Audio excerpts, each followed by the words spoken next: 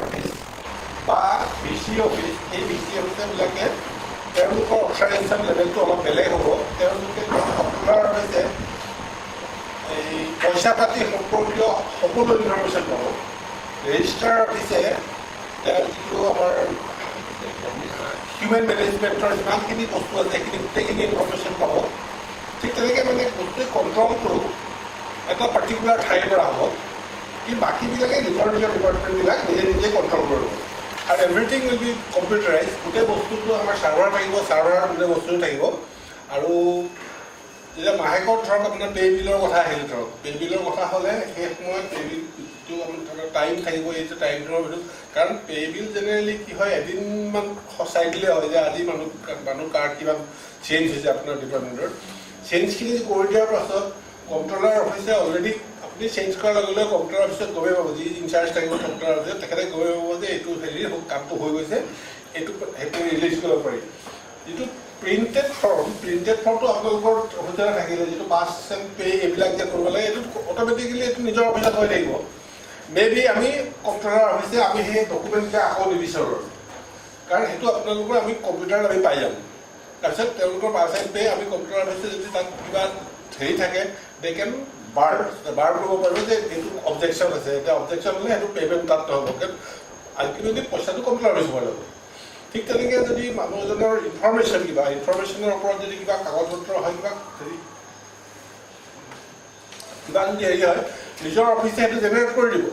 Generate কৰাৰ পাছত সেইটো কাগজখন আহিলে বুলি আমাৰ কাগজখন আহিব, ধৰক কোনোবা এপ্লিকেশ্যনখন লিখিছে, দেট এপ্লিকেশ্যন সেইটো ধৰক বিশ্বনাথ চাৰিআলিৰ পৰা এখন এপ্লিকেশ্যন দিছে টু ৰেজিষ্টাৰ। তো বিশ্বনাথ চাৰিআলিত সেইটো এণ্ট্ৰি কৰি দিব।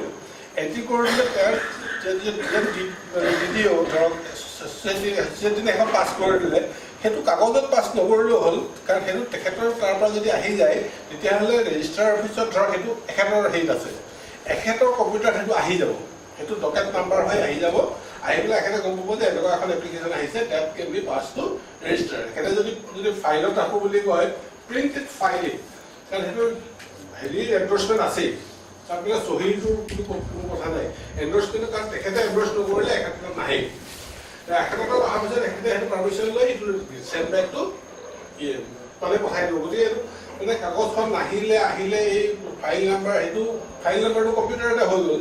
গতিকে এই গোটেই বস্তুখিনি কৰিবৰ কাৰণে আচলতে আমি এই পাৰ্টিকুলাৰ গভৰ্ণেন্স, আজি আমি মেইনলি হিউমেন ৰিচোৰ্চ মেনেজমেণ্টৰ ওপৰত আমি হেৰি হ'ব। এইটো হিউমেন ৰিচোৰ্চ মেনেজমেণ্টৰ আমাৰ মেইনলি দৰকাৰ হৈছে হিউমেন ৰিচোৰ্চ মেনেজমেণ্ট, ডাটাখিনি কেনেকৈ এণ্ট্ৰি কৰে, ডাটাখিনি আমি কেনেকৈ জেনেৰেট কৰিব পাৰোঁ, সেই বস্তুটোৰ ওপৰত এইটো হ'ব। আমি বস্তুবোৰ 5 ঘণ্টা আমাৰ ইয়াত পঢ়িব লাগিব। 11টা বজাত মই ষ্টাৰ্ট কৰি লৈছিলোঁ, 11টা বজাৰ পৰা 11টা বজালৈকে আমি পঢ়িম। 1:30 পৰা 2:30 বজালৈকে আমি মাজত গেপ ল'ম, 2:30 বজাৰ পৰা 4:30লৈকে পঢ়িম। মই আজি দিনটো সেইটো ভাবিছিলোঁ। গতিকে লেটাৰ ষ্টাৰ্ট, আৰু কিবা এতিয়াই চব বুজি নাপাব, আমি হেণ্ডছন আমি কৰিবই লাগিব। এতিয়া মই তেখেতক মই দেখুৱাব বিচাৰিছোঁ যে আপোনালোকে আচলতে কেনেকুৱা কি বস্তু তাত সোমাব পাৰে, কি বস্তু হ'ব পাৰে। যদি কিবা কুৱেৰি থাকিলেও কুৱেৰি কৰিব পাৰিব, খালি এইটো হেণ্ডছনটো আমি পিছত কৰিম। মানে যিটো আমি একচুৱেলি ডাটা, এতিয়া আমি ডাটা কালেকশ্যন কৰি আছোঁ, কাৰোবাৰ এক্সটেনশ্যনৰ অলৰেডি সোমাই গৈছে ইয়াত, আমি হয়তো এক্সটেনশ্যনৰ ডাটাখিনি লৈ আমি আৰম্ভ কৰিম। দিয়াৰ পিছত ডাটাখিনি মই আনিছোঁ, নিজৰ অফিচৰখিনি আমি সোমোৱাম। এইটো হেণ্ডছনটো পিছত হৈ থাকিব। আমি নিজৰ টেবুলত আমি কৰি থাকিম, নিজৰ অফিচবিলাকৰ যেতিয়া ডাটাবিলাক সোমাব, ডাটাবিলাক আমি কেনেকৈ সোমাব, কি সোমাব, সেইটো হয়তো আমাৰ ই আছে, অমৰ আছে, আৰু মোৰ ল'ৰা আছে, তেওঁলোকে আপোনালোকক ফোন নাম্বাৰ দি দিম, ফোন কৰিব ডাটাখিনি সোমাওঁতে। আমি ইয়াততো এনেও মনিটৰ কৰিম, আপোনাৰ ডাটাখিনি আমি মনিটৰ কৰিম, আমি পাই থাকিম। তাৰমানে আপোনালোকে কি ডাটা সোমালে কি নাই সোমালে আমি সকলো পাই থাকিম।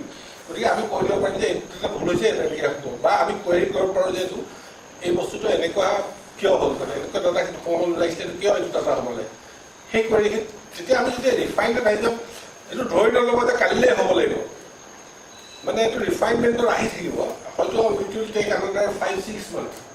গতিকে আপোনালোকে কালিলৈ হৈ যাবলৈ বুলি নাভাবিব যে কালিলৈ মই কৰি দিব লাগিব, সেইটো নহয়। আমি ডাটাখিনি কাৰণ একদম কাৰেক্ট ডাটা নোহোৱালৈকে আমি ক'ব নোৱাৰোঁ, কাৰেক্ট ডাটা নোহোৱালৈকে আমি একোৱে নকৰোঁ, আমি এইটো ডেমো হিচাপে ৰাখিম। যেতিয়া আমাৰ কাৰেক্ট ডাটা হ'ব, যেতিয়া আমি গম পাম যে সকলো আপুনি চাওক মই ইনফৰ্মেশ্যনখিনি আপোনাক দিলোঁ, আপুনি গম পালে এইখিনি হয়, মোৰ এইখিনি correct information.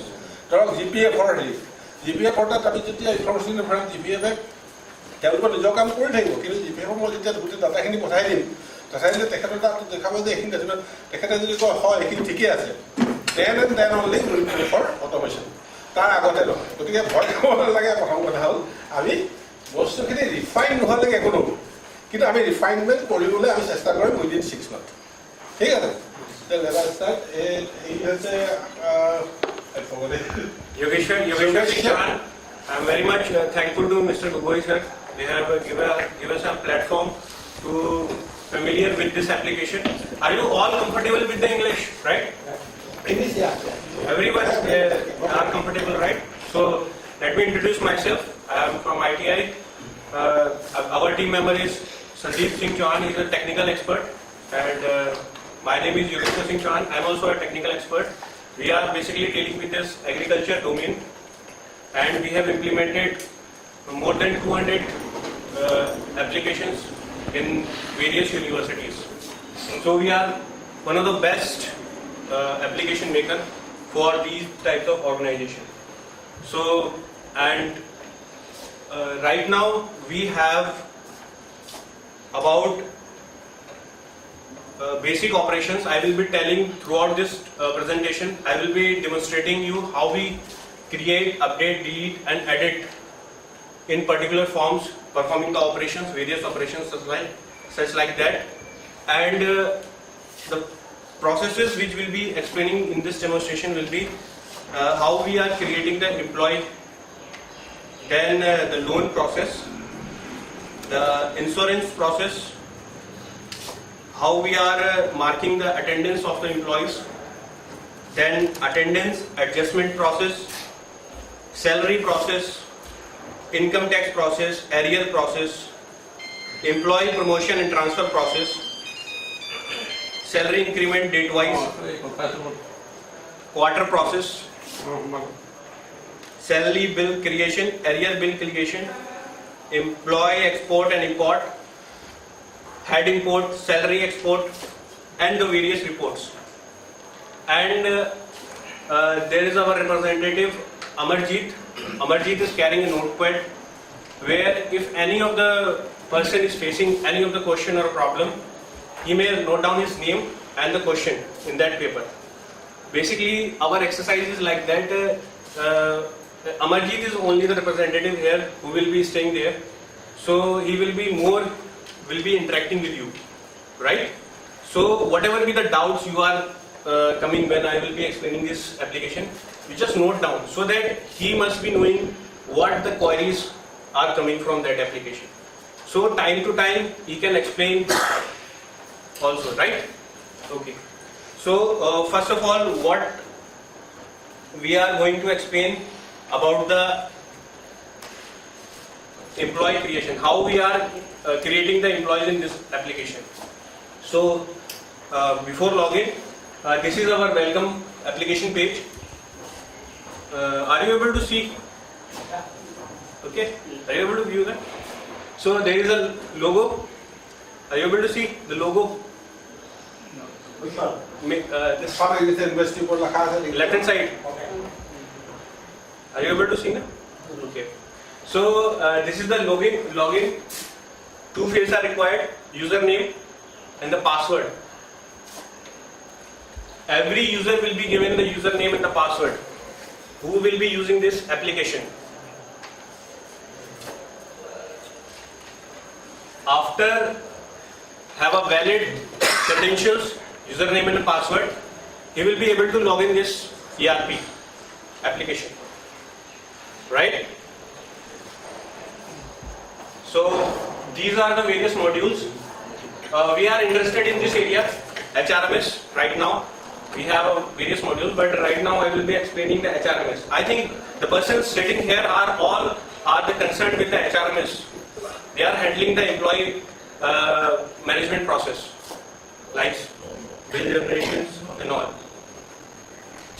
Every employee or okay, I am giving it a no. I think she has come to home center already next year. So basically, when a user log in, he will be seeing the modules. in this manner, right? Whatever the modules are right now, you can view in this particular manner. So the concerned person who is like looking for this salary bill creation and all, he must be seeing this logo, HRMS, and this type of logo. এই যিখিনি ওলাইছে ইয়াত এই ওলোৱাখিনি আপোনালোকে নহ'ব যে গোটেইখিনি দেখিব, এইটো প্ৰত্যেক লেভেল ৱাইজত বেলেগ বেলেগ। মই কৈছোঁ আপোনালোক VC লেভেলত বা হেৰি লেভেল চব বেলেগ বেলেগ, আপোনালোকৰ লেভেলত এই গোটেইখিনি নেদেখিব।